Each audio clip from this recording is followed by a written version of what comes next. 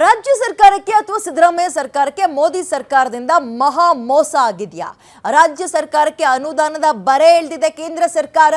ಸುಮಾರು 2 ವರ್ಷದಿಂದ ರಾಜ್ಯಕ್ಕೆ ಆರೋಗ್ಯ ಅನುದಾನವೇ ಬಂದಿಲ್ಲ.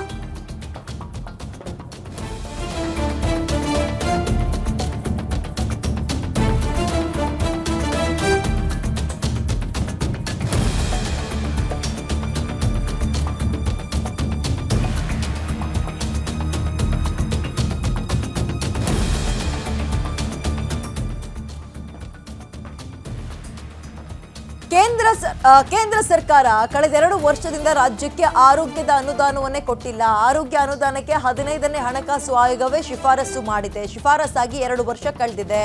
ಇನ್ನೂ ಕೂಡ ಕೇಂದ್ರ ಆರೋಗ್ಯ ಇಲಾಖೆ ಇದ್ರ ಬಗ್ಗೆ ಗಮನ ಹರಿಸಿಲ್ಲ, ಗಪ್ಚುಪ್ಪಾಗಿದೆ. ನಯಾ ಪೈಸೆ ಬಂದಿಲ್ಲ. ಲೋಕಸಭೆಯಲ್ಲಿ ದಕ್ಷಿಣ ಕನ್ನಡ ಸಂಸದ ಬ್ರಿಜೇಶ್ ಚೌಟ ಪ್ರಸ್ತಾಪ ಮಾಡಿದ್ದಾರೆ ಇದ್ರ ಬಗ್ಗೆ. ಕಳೆದ 5 ವರ್ಷಗಳಲ್ಲಿ ರಾಜ್ಯಕ್ಕೆ ಬಿಡುಗಡೆಯಾದ ಅನುದಾನ ಎಷ್ಟು, ರಾಜ್ಯ ಸರ್ಕಾರ ಎಷ್ಟು ಅನುದಾನವನ್ನು ಬಳಕೆ ಮಾಡ್ಕೊಂಡಿದೆ ಅಥವಾ ಖರ್ಚು ಮಾಡ್ಕೊಂಡಿದೆ, ಲೋಕಸಭೆಯಲ್ಲಿ ಸಂಸದ ಬ್ರಿಜೇಶ್ ಚೌಟ ಪ್ರಶ್ನೆ ಮಾಡಿದ್ದಾರೆ ಕೇಂದ್ರಕ್ಕೆ. ಬ್ರಿಜೇಶ್ ಪ್ರಶ್ನೆಗೆ ಕೇಂದ್ರ ಆರೋಗ್ಯ ರಾಜ್ಯ ಸಚಿವರು ಉತ್ತರ ಕೊಟ್ಟಿದ್ದು, ಕೇಂದ್ರ ಆರೋಗ್ಯ ಇಲಾಖೆಯಿಂದಲೇ ಮಹಾ ಮೋಸ ಆಗಿರೋದು ಬಯಲಾಗಿದೆ. ಆರೋಗ್ಯ ಅಷ್ಟೇ ಅಲ್ಲ, ಬೇರೆ ಬೇರೆ ಇಲಾಖೆಯಿಂದಲೂ ಕೂಡ ಅನುದಾನ ಬಾಕಿ ಇದೆ.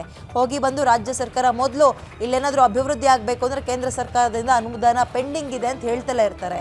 ಅದಕ್ಕೆ ಮತ್ತೊಂದು ಹಿಡಿದ ಕೈಗನ್ನಡಿಯಂತೆ ಸದ್ಯಕ್ಕೊಂದು ವಿಚಾರ ಬೆಳಕಿಗೆ ಬರ್ತಾ ಇದೆ.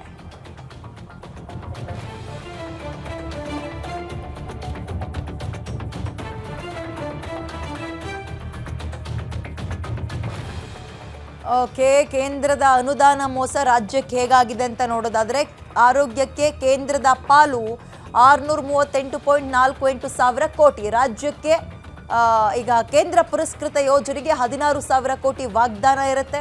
ಇದರಿಂದ ರಾಜ್ಯ ಸರ್ಕಾರಕ್ಕೆ ಸಿಕ್ಕಿದ್ದು ಬರೀ 7,000 ಕೋಟಿ. ಜಲ್ ಜೀವನ್ ಮಿಷನ್ ಯೋಜನೆಯಲ್ಲೂ ಕೂಡ 4,574 ಕೋಟಿ ಪೆಂಡಿಂಗ್ ಇಟ್ಕೊಂಡಿದ್ದಾರೆ. ಗ್ರಾಮೀಣ ಕುಡಿಯುವ ನೀರಿಗೂ ಕೂಡ ಕೇಂದ್ರದ ಕೊಕ್ಕೆ ಬಿದ್ದಿರೋದನ್ನ ಗಮನಿಸಬಹುದು ಅಂತ ಲಿಸ್ಟ್ ಕೊಡ್ತಾ ಇದ್ದಾರೆ. ಇದಕ್ಕೆ ಕೇಂದ್ರ ಹೇಗೆ ಉತ್ತರ ಕೊಡುತ್ತೆ, ಸೆಷನ್ನಲ್ಲಿ ಕುತೂಹಲದಿಂದ ಕಾದು ನೋಡಬೇಕು.